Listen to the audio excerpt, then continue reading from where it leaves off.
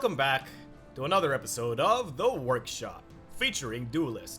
In the previous episode, I messed up big time in the last game, but that was fine. Oh man, when your faction's cards are all yellow, you just everything turns into a blur. It just goes to show that playing a control deck, one mistake can lead to a loss. That's not usually the case for some aggressive decks, because you can usually just pull damage out of your butt, and hopefully that will kill the opponent. But hey, it's fine, it's fine. House on water. Well, I'm assuming that's an 0, so house 0 and water. We don't need you guys, we need removal. That's removal. So this is an interesting hand to begin with. Up against a Leonar, this guy, not gonna do so hot. That's a heal. So I'm guessing this Leonar is running the usual mid-range tempo Leonar stuff. Interesting pick.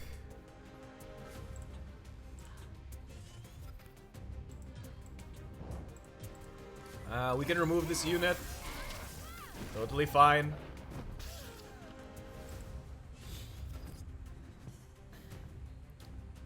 I'm totally fine with letting him draw a card. So long as he doesn't draw more than one card from it, I'm fine. That Sojourner just, you know, cycled itself, but it's fine. We can't let it draw too many cards because it's dangerous that way. But I will absolutely regret if that's a Silver Guard Knight.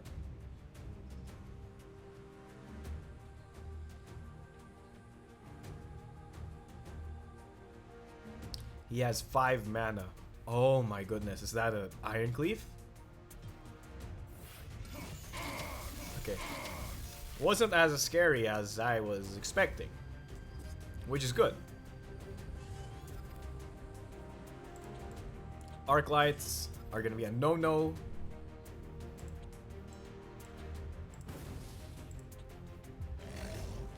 He's gonna buff this, kill that. That's fine, because I can follow it up with a Arclight Sentinel next turn. Hopefully he drops a big thing. And in doing so, my Sunset Paragon will take care of that quite easily.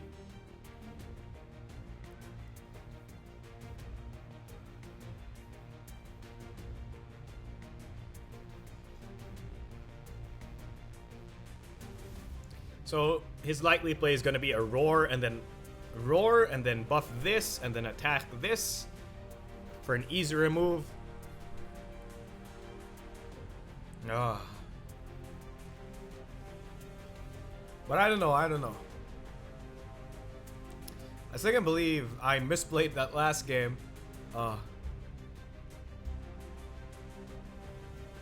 But, you know, you win some, you lose some. He's having a hard time. What's he thinking about? Sorry about that cough. What are you thinking about, House on Water? What are you thinking about? Are you thinking about peanuts? Nah, he's probably thinking about the play. Oh, is he just gonna attack me with his face? That's also a possible play.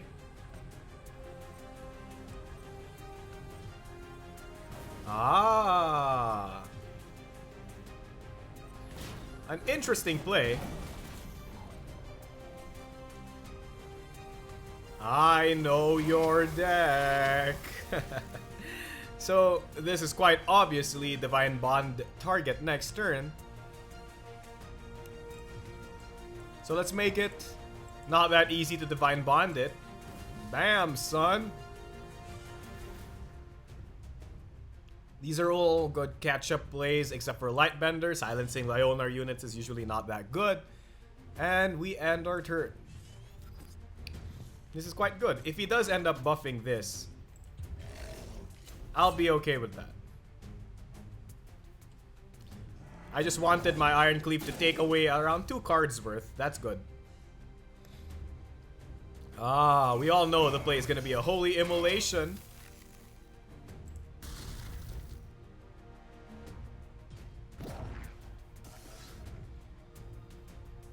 He's moving it away, so he's obviously protecting it.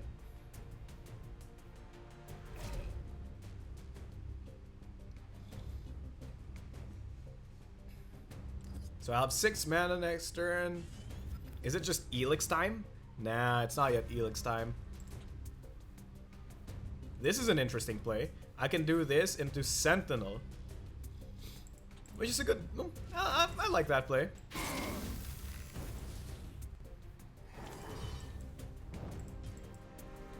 I can even buff my own Sentinel. Excellente.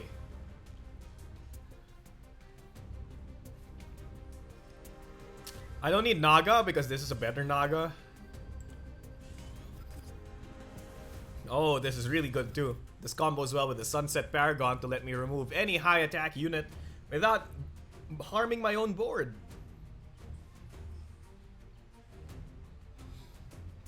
So the key thing to win with this deck, I think, is identifying your opponent's deck, because knowing what he's doing is like the prerequisite to countering something.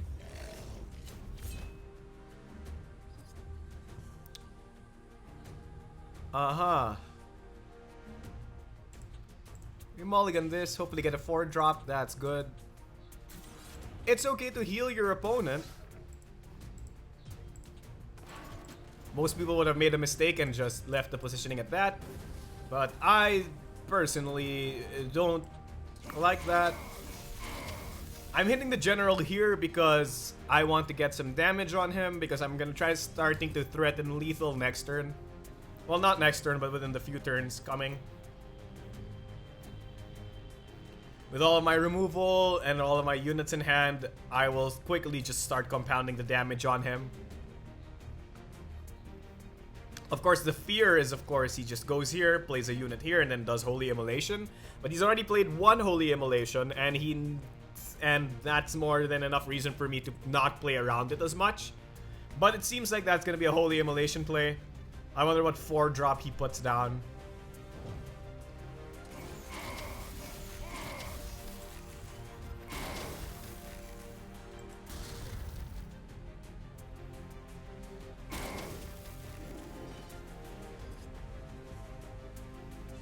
Okay. You don't need Naga. So instead we get a Sunset Paragon. Oh, our hand's getting clogged by Paragons. So Iron Cleave is the better play here.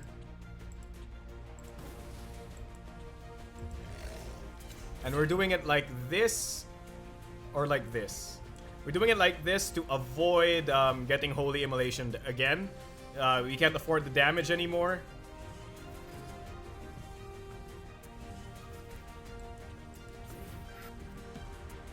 So he has 7 damage. Does he have more than that?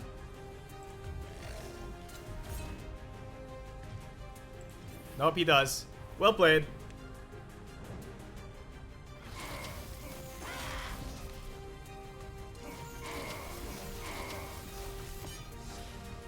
That was a good game. It might have seemed like I was losing by an immense amount, but I don't think so. It's just that he drew the second Holy Immolation, and that pretty much won him the entire game. So Sunset Paragon's not doing us too hot.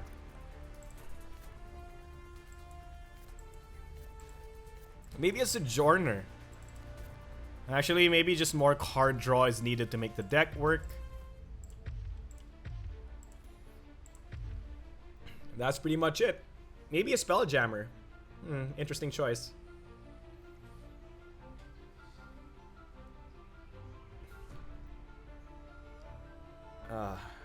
I know that Control Owner is not looking too hot right now. It usually works, but of course, you know, the age-old curse is when you start filming, that's when it stops working. That's absolutely fine. We can make slight adjustments. This is a Lilith Abyssian. Is that good? So we want ways to deal with the Black Solus play. We have one. We're keeping it. Oh, man. I really dislike fighting against Lilith Abyssian.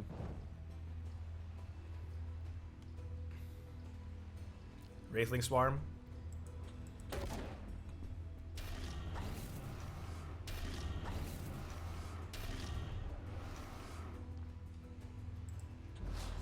Into Spectral Blade. No, we need the AoE desperately. That's not the AoE I was asking for. AoE, please. Up, still not the AoE. If I just need to draw one of my Tempests or one of my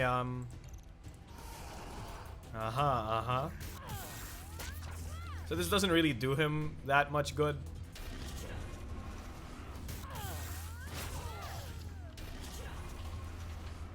Arclight, that's a decent okay.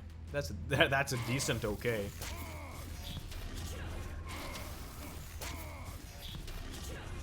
Just getting Tempest should be okay.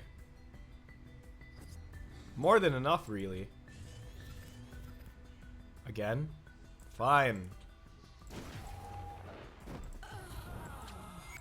We need to cycle cards and draw the Tempest. It's almost crucial. Oh, thank goodness. There we go. So, what am I fearing? The Shadow Dancer, but he doesn't have enough units to capitalize on it. I don't have enough units for him to Death Rattle Dance on.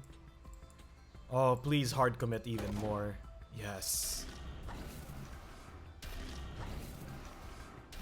He's not gonna trade everything because he's Abyssian. As a well-known fact, Abyssians will wait for their Shadow Dancer next turn. Okay, so we need to get rid of this. Not exactly what I wanted, but that's okay. With no board left, I think I'm gonna start winning now. But we're not gonna attack his face because we're the control deck. Circle of Life is very interesting as well because if he does end up summoning the Shadow Dancer, we have 17 bajillion ways to kill it. So we're gonna keep this entire part of the hand. There's the Black Solus play. I hadn't considered. He didn't. Oh, yes. That's really good for me. But let's draw cards. Let's get rid of the Black Solus.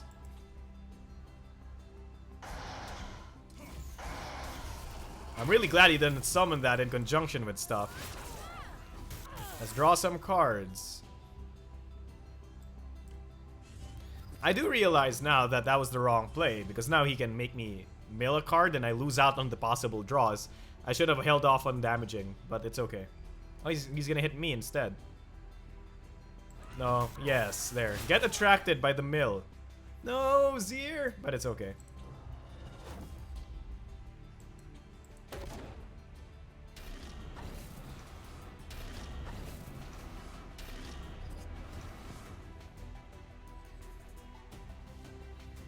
You don't need the silences.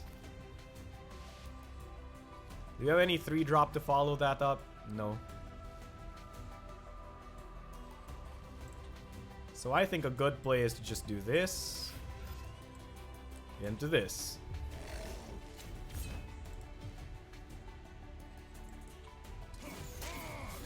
And kill as many units as possible because we want to avoid any pesky Shadow Dancer big plays.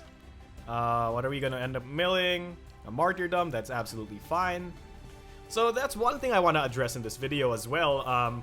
Milling yourself. A lot of people don't like milling themselves. There's the Blood Moon Priestess, that's, again, a totally fine thing.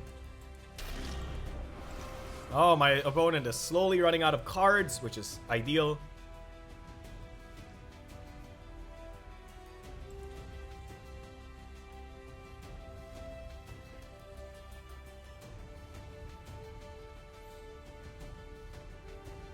Oh, what's he gonna do? Whoa. Consuming Rebirth? Deathfire Crescendo. Excellent.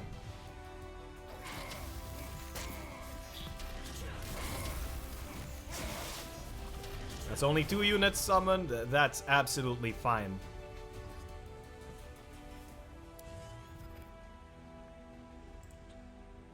Goodbye.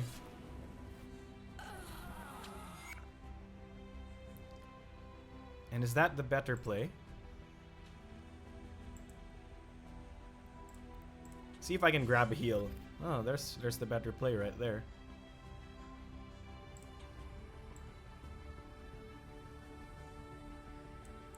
Yeah, units that are far away are far less valuable than units that are near. So let's go do this instead.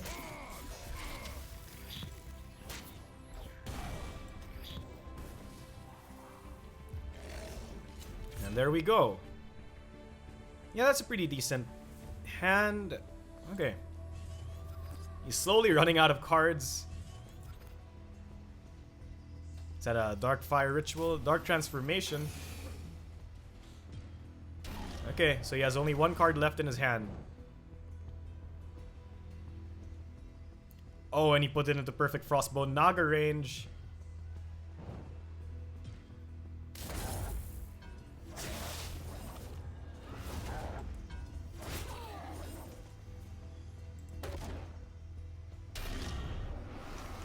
This is gonna be an amazing turn.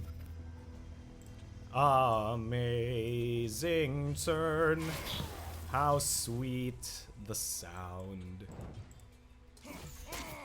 So that's some secret tech right here, is to put yourself up against the wall and then summon a provoke here. This prevents your opponent from getting any tigers or other rush units into your face, which is quite valuable up against an Abyssian who obviously always runs Spectral Revenant. Oh, what did he do? He Dark Transformed it. Alright.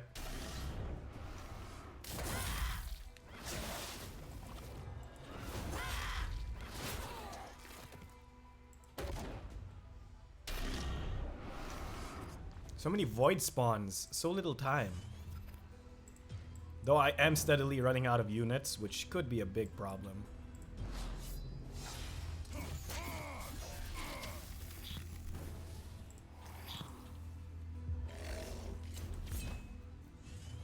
Oh, Aegis Barrier. Okay, so hopefully this guy lives.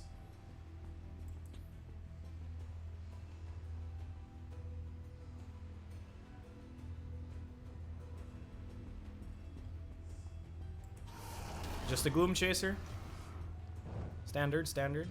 I do hope that his Sarlacc doesn't spawn near again.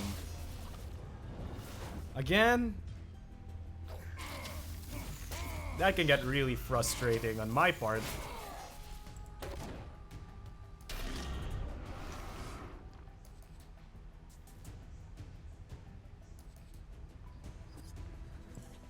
Aegis Barrier to hopefully draw into one of my bigger drops. A Silence. You're not needed right now. Oh, there we go. I mean, that's not one of my bigger drops, but it's a drop.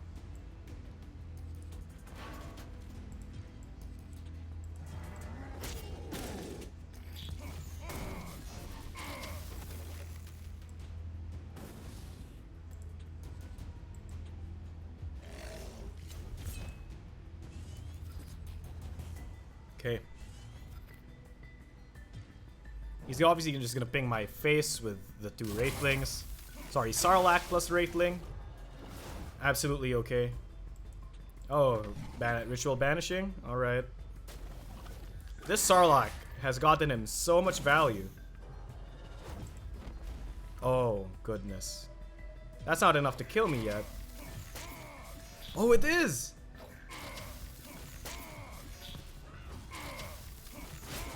Oh, I should have used... Okay. So not using the lasting judgment there was the thing that lost me the game.